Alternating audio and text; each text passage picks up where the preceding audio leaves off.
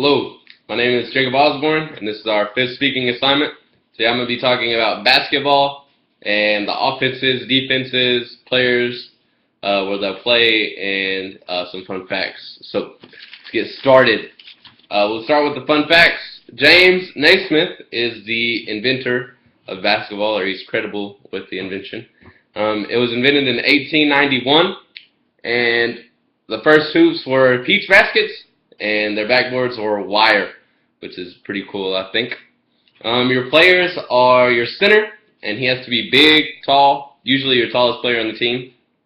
And he's positioned towards the bottom of the goal. And your forwards are positioned where your wings and corners are over there. Also, they have to be able to take the ball down low and hold their own. Shooting guards, and point guards have to be good ball handlers and be able to shoot very well. So 3 points, stuff like that. Personal fouls are holding, slapping, pushing, and hitting. The penalties are if you're shooting a three and you get fouled, you make the three, they give you an extra free throw, and that can be a 4-point play, which is pretty big. If you miss, you'll get 3 free throws. If you have the ball and you're taking the ball to shoot down low and they foul you and you miss, you'll get 2 free throws. If you make it, you'll get 1 free throw, and if you make it, you'll have a 3-point play. Charging, if you're on offense and you have the ball and a defensive player is setting the charge, the defensive player will have their legs spread, shoulder width apart. You'll have your hands down by your arm or by your legs, and whenever a player hits you with the ball, if he runs you over or you're faking, which is terrible, you'll fall back and they'll call it a charge. The ref will be like, "Whoop," and it'll go the other way.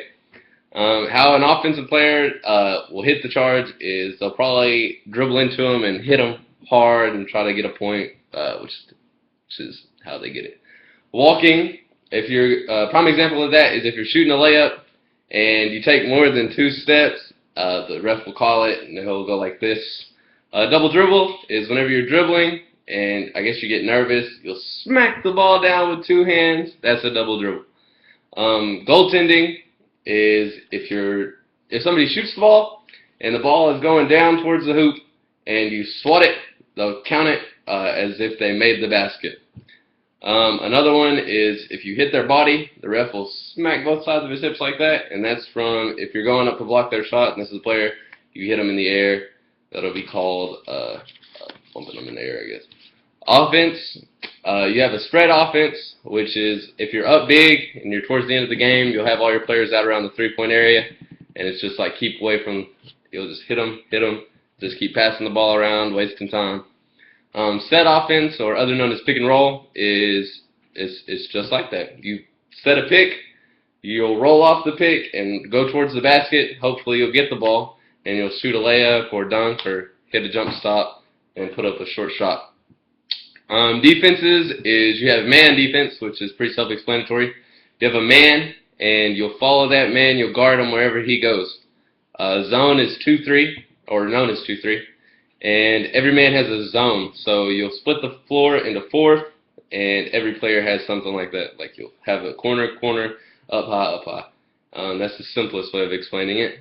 Down low, or in the middle, your 5th man is in the middle. He's usually a center. And he has the paint. The paint's the area in between the free throw line and the baseline, and it's in between that little rectangle area with nothing in it. Thank you for watching. Hope you enjoyed. Hope you learned something, and we'll see you next time.